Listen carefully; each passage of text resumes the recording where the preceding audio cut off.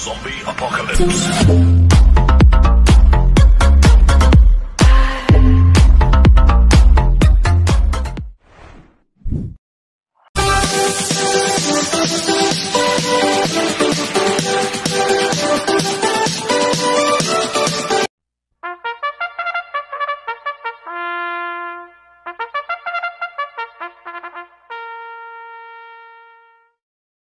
Magandang araw po mga bayang karista. Ngayon po ay araw ng Miyerkules, November 20, 2024. Karera po ng Metro Turf, Malvar, Batangas. Meron po tayong 7 karera sa araw na ito. Nandito naman po yung lingkod, Drunken Master Wangbu aka Elo Atubudoy para magbigay ng giya at analysis. Mga bayang karista, ang start po ng karera natin ay 5 PM. At bago po ako magsimula magbigay ng giya at analysis, huwag pong kalimutan subscribe, like, and share YouTube channel ko po. At syempre, huwag din pong kalimutan i-click yung notification bell ko para updated po kayo sa mga bagong video ko. Kaya mag-start na po ako sa pagbibigay ng giya at analysis. Race 1, winner take all, covers races 1 to 7. May 5 kabayong tatakbo. 2-year-old maiden race sa distance 1,400 meters. So, solohin ko na po ito, numero 1, Sunset Beauty, na sasakyan po ni Mart Alvarez. Ito, last round po na ito, November 3.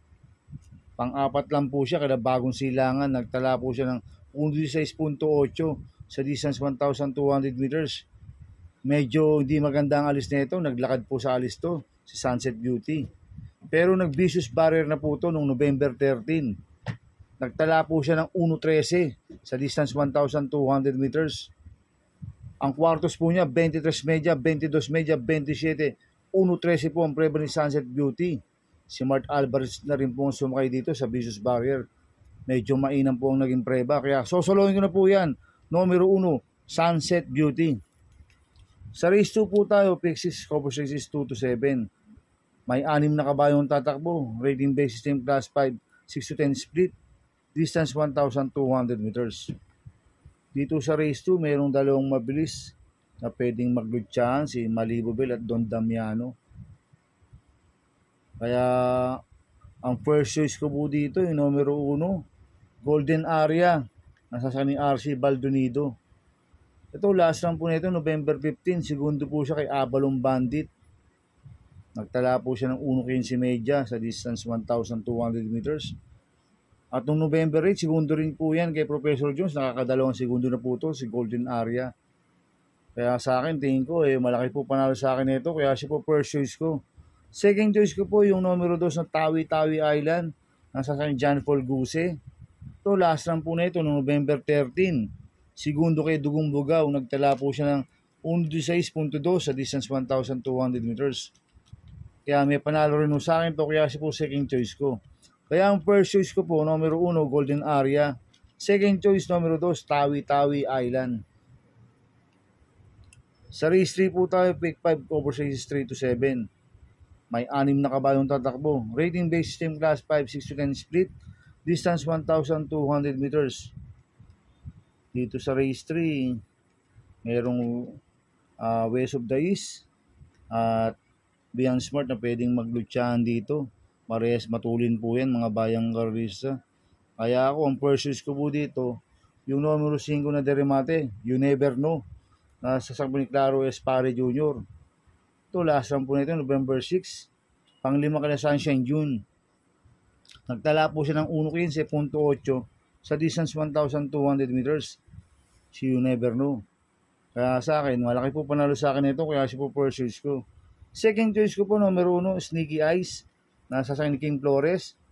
Ito, nanalo po last round to noong November 8. Tinalo nito sila Golden 8. Nagtala ng 1.16 sa distance 1,200 meters. Tingin ko mag-uumento pa ito si Sneaky Eyes. Kaya malaki rin po panalo sa akin ito, kaya siya po second choice ko. Kaya ang first choice ko po, numero 5, You Never Know. Second choice, numero 1, Sneaky Eyes. Sa race 4 po tayo, pick 4, covers 4 to 7. May 6 na kabayong tatakbo. Rating base system class 5, 11 to 15 split. Distance 1,200 meters. Dito sa race 4 na to, tingin ko yung numero 2 lang walang panalo dito, si Red Robin. Pero yung 5 magkakalaban dito, lahat may panalo. Kaya kung first choice ko po dito, numero 4, Bonnie Avenue. Nasasakyan ni Ryan Base. Ito, last run po nito, November 2, segundo kay Distant Thunder. Medyo mabigat lang po nakalaban last run ni Bonnie Avenue.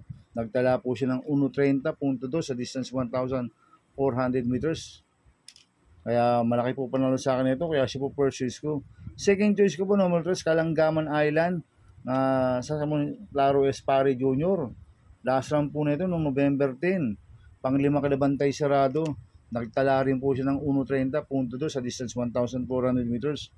Kaya malaki rin po panalo sa akin ito. Kaya siya po second choice ko. Kaya ang first choice ko po, number 4, Bonnie Avenue. Second choice, number 3, Kalanggaman Island. Sa race 5 po tayo. May 6 na kabayong tatakbo. Rating based team class 5, 6 to 10 split. Distance 1,200 meters. First choice ko po dito, number 1, Top of the Mart na sa ni Charles Reyes. Ito, last run po nito, November 6. Tarsero po siya kala Laguna de Bay. Paid the lady. Tingin ko, kinulang lang po last run to. At nagtala po siya ng 1.6.4 sa distance 1,200 meters. Kaya malaki po panalo sa akin ito. Kaya siya po first choice ko. Second choice ko po, numero 2, Lightning Bolt na sa ni Mart Alvarez. Ito, last run po nito, November 8. Pang-anim kila Professor Jones. Nagtala po siya ng 1.6.8 sa distance 1,200 meters, pero naipanalo na po ni Mart Alvarez noong September 25. Tinalo niya sila Safe in the West. Nagtala siya ng 1.31 sa distance 1,400 meters. Gamay po ni Mart Alvarez yan. Kaya malaki po panalo sa akin ito, kaya siya po second choice ko. Kaya ang first choice ko po, numero 1, Top of the Mart.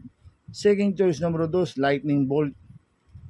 Sa race 6 po tayo sa penultimate race.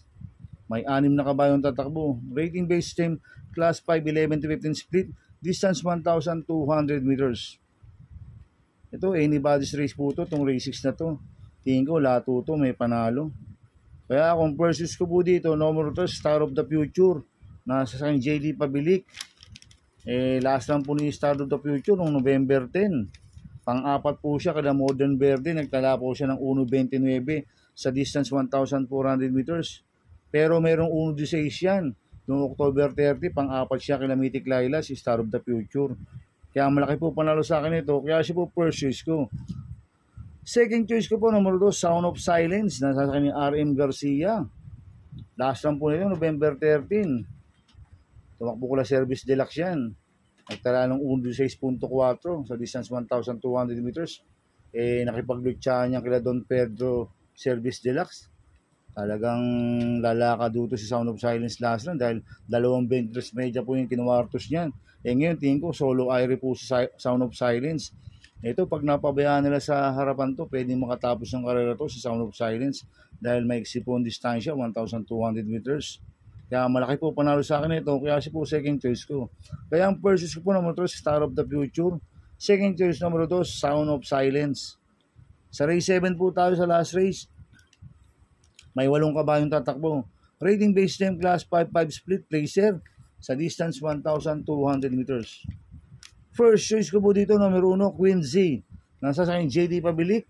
Last lang po nito, November 15. Segundo kay Princess Serena. Hindi po siya lumagpas. Nagtala siya ng 1.15.4 sa distance 1,200 meters. Kamay po ni JD Pabilik yan. Si Queen Z, pwedeng iuna, pwedeng isunod. Kaya malaki po panalo sa akin ito. Kaya siya po first choice ko. Second choice ko po, numero 8, Eyes of Sunrise. Nasa sa akin JD Flores.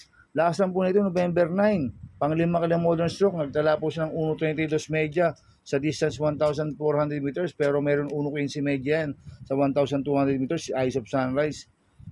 Kaya may panalo ko sa akin to. Kaya siya po second choice ko. Lalagyan ko pong third choice sa Pandiado, numero 4. Yakapin Mo Ako. Nasa ni BJB Galieta. Ito, last lang po nito, November 8. Pang-apat kila Sticky Eyes. Nagtala siya ng 1.16.8 sa distance 1,200 meters. Kaya siya po third choice ko na Pandiado. Kaya ang first choice ko po, numero 1, Quincy. Second choice, numero 8, Eyes of Sunrise. Third choice sa Pandiado, numero 4, Yakapin Mo Ako. Good luck and happy racing mga bayang karista. Inuulit ko ito, igabay ko lang at analysis ko. Pero pagdating sa tayan, kayo pa din masusunod. Sana ay swertihin tayo at magsitama. Kaya good luck po sa ating lahat mga bayang karista. Mga bayang karista, shoutout muna ako.